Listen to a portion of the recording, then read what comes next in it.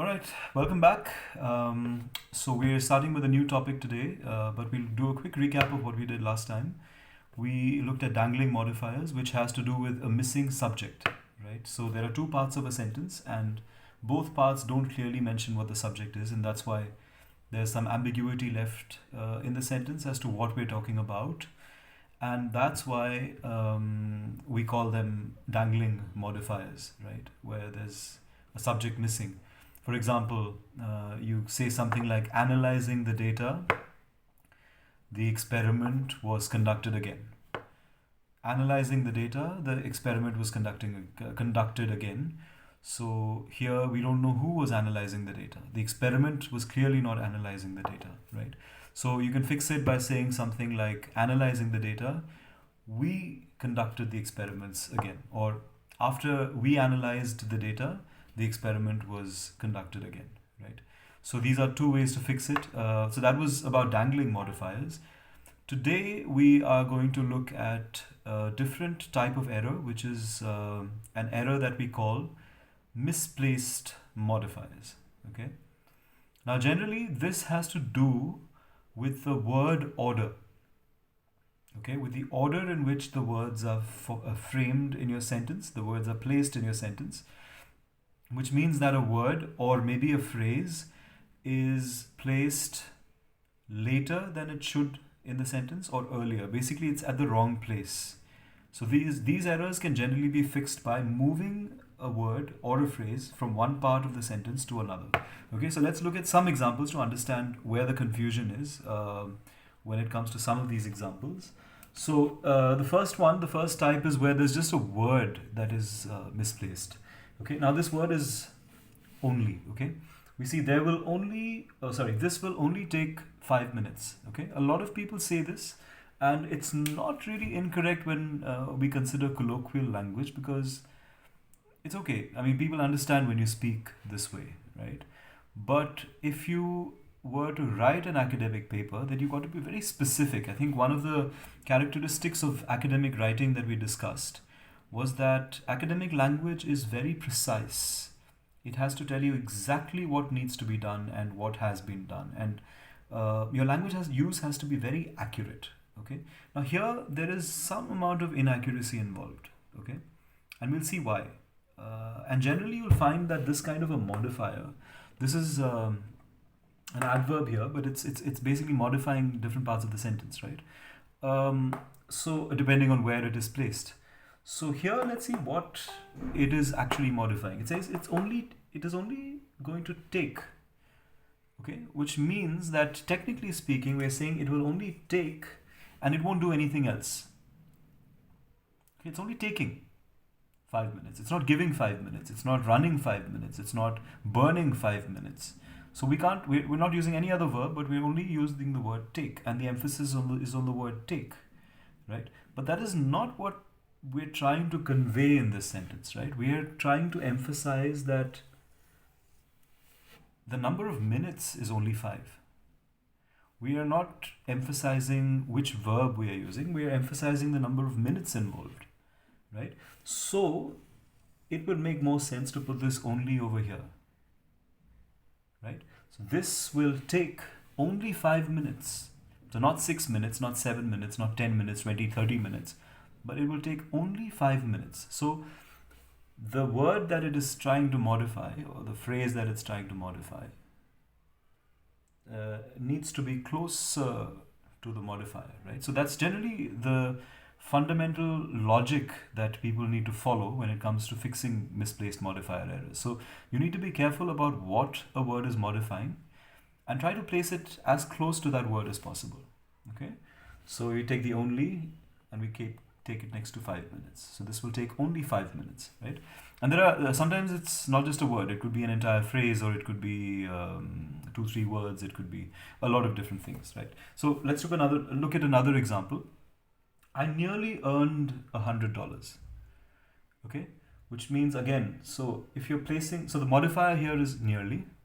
Okay, this is the modifier, and what is it modifying? What is it highlighting?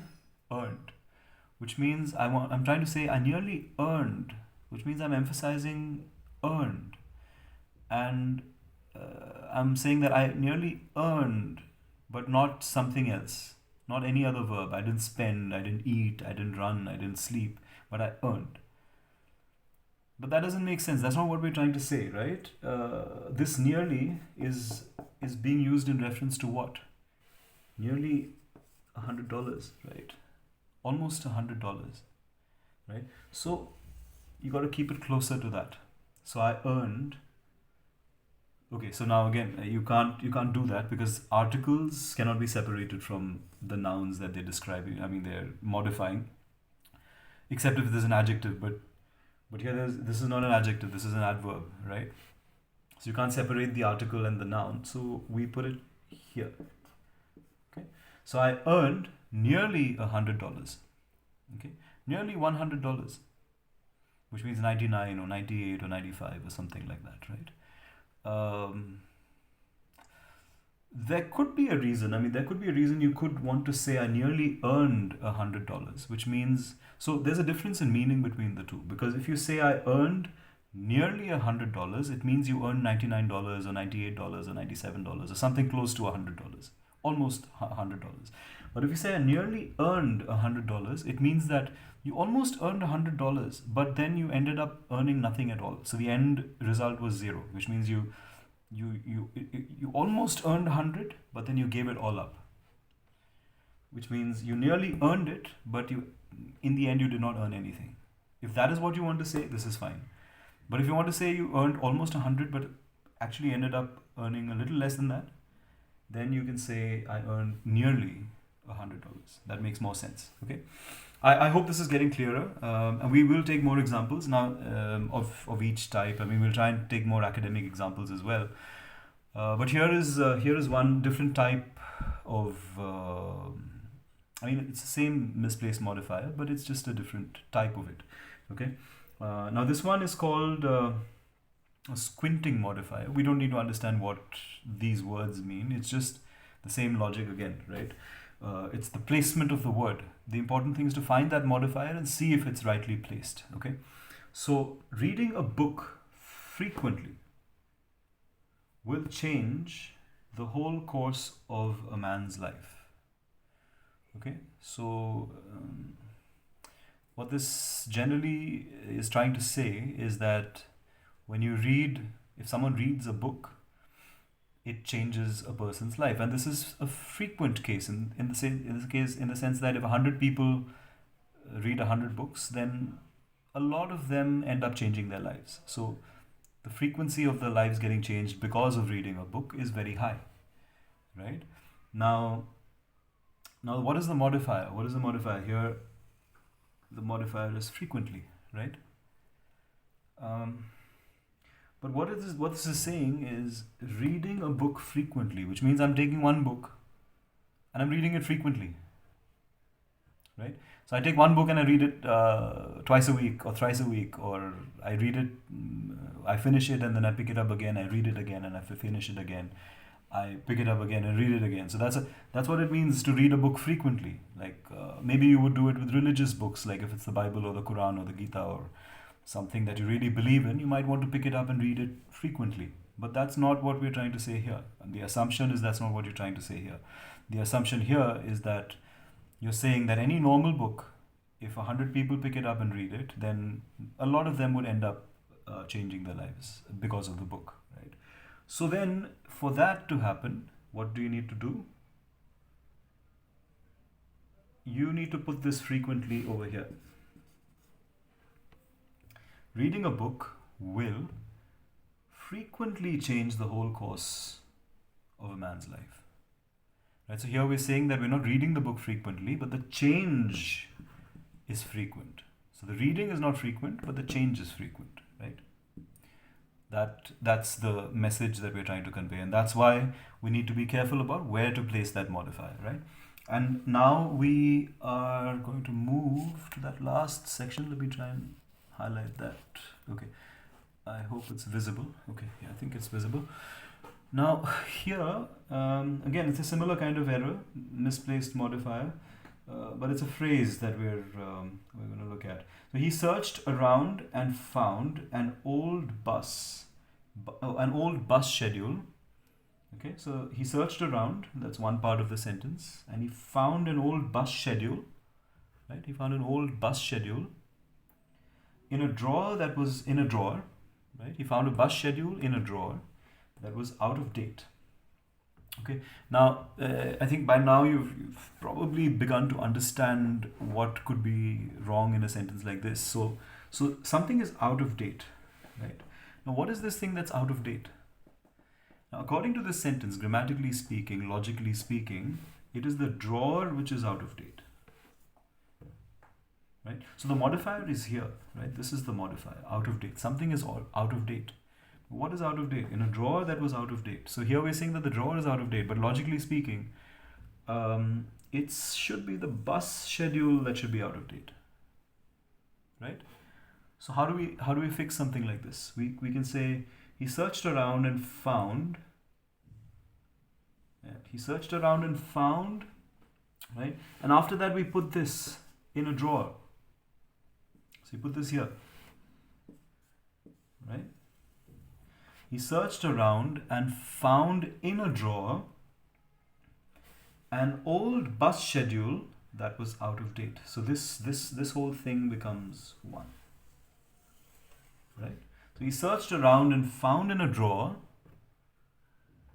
an old bus schedule that was out of date, right? So here we make it clear that it was the bus schedule that was out of date and not the drawer, right? So this is fundamentally what misplaced modifiers are all about. You have to be very careful when you use modifiers. So it could be a phrase like out of date, or it could be words like frequently, nearly, only.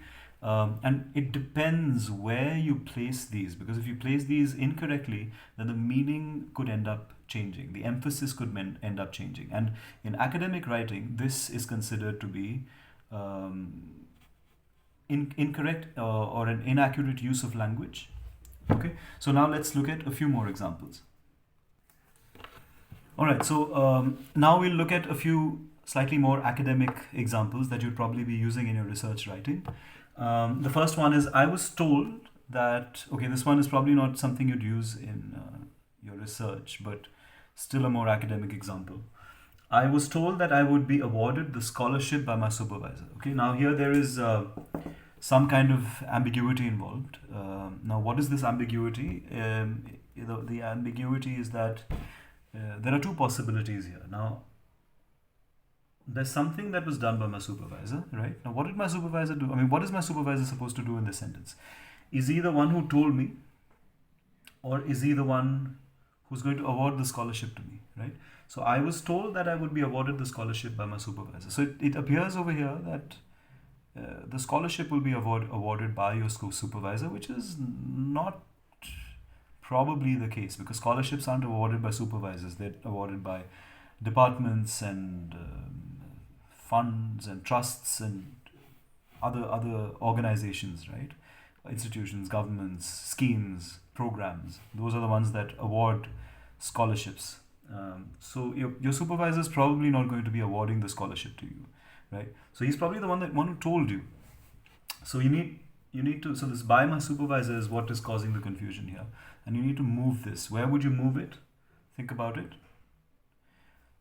So you would have to move this to I was told by my supervisor. It would come here. Right? I was told by my supervisor that I would be awarded the scholarship. Okay. Yeah. So the logic is the same. It's just the examples are different, right? So I'm trying to give you as many as possible so that you understand how this thing works. And again, we are going to have an evaluation based on this on.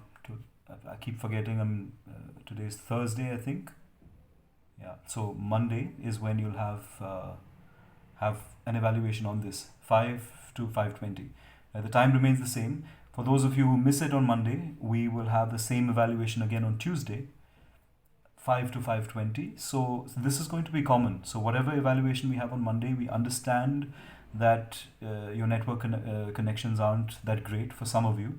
So those of you who can take it on Monday, please take it on Monday. If you miss it on Monday, we'll run the same test on Tuesday, and you can take the same test again on Tuesday. Now, we are going to see who's attempting it on Monday.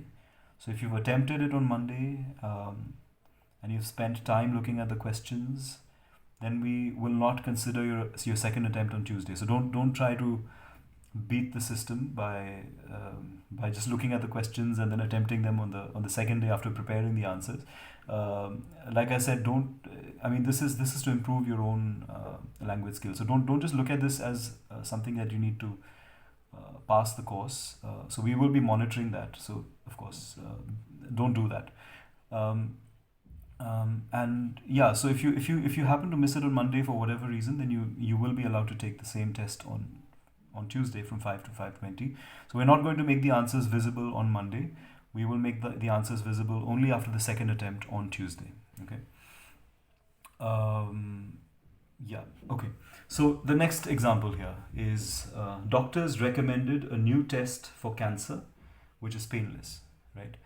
So now here, the confusing part of the sentence is this, which is painless. Now, what is painless? According to this sentence, cancer is painless. Doctors recommended a new test for cancer, which is painless. Now, how do you fix that? You can fix it by saying, so sometimes you don't have to, sometimes the fix could be by changing the structure of the sentence, right? So the important thing over here is painless, right? Now, which is just an optional part, right?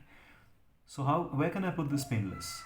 So I can say doctors recommended a new, comma, painless test for cancer, right? So this way I know that the test is painless and it's not cancer that's painless, right? So that logical fallacy gets solved, okay? Now we look at one more example. Let me just try and adjust the camera here so we can look at that one. Now I don't know how this person's name is pronounced. Dolge, I don't know. Dolge, could be anything. Whatever. So XYZ discovered an ancient Mayan civilization using astronavigation. Okay. Now there are two possibilities here because I don't know the subject. So if I'm reading it as a layperson, I'm confused here because I don't know if this person used astronavigation to discover the Mayan civilization, or if he discovered a civilization that used astronavigation, right? So there are two ways in which I can fix it depending on what I'm trying to say. Okay, the first meaning that I might want to convey is that using astronavigation, right? I put a comma. So this is like we're converting it to the type of sentence that you could have a dangling modifier in, right? But we'll make sure it's not dangling. So using astronavigation, Dolge or Dolga, I don't know how it's, so XYZ discovered an ancient Mayan civilization. So you put a full stop here, right? So we know that it was this person who used astronavigation, and using astronavigation is how he discovered the Mayan civilization, right? Now, if on the other hand, he used some other technique, right? He did not use astronavigation, but he used some other technique to discover the Mayan civilization, and this Mayan civilization is the one that was using astronavigation, then we will not do this, but we'll say this person discovered an ancient Mayan civilization, which or that, okay, you don't need a which here, you don't need a comma. You can just simply say Dolge discovered an ancient Mayan civilization that used astronavigation. So it becomes clear over here that it was the Mayan civilization which used astronavigation and not this person who discovered them. So depending on what you want to say, you can fix the sentence. But the whole idea is that you need to see what is the confusion. You need to understand what the modifier is or what is the confusing element. The whole idea is there should be no ambiguity. Academic writing, scientific writing has to be clear and precise, and this is one way in which you can make sure that your writing is precise and accurate and you convey to the reader exactly what you are trying to say, and there's no scope for confusion or misinterpretation, right? And that's the purpose. So now we're going to send you some documents and some links for you to go through. You can practice this over there. We'll send you some answer keys as well. And then on Monday, we'll have an evaluation on this. So good luck.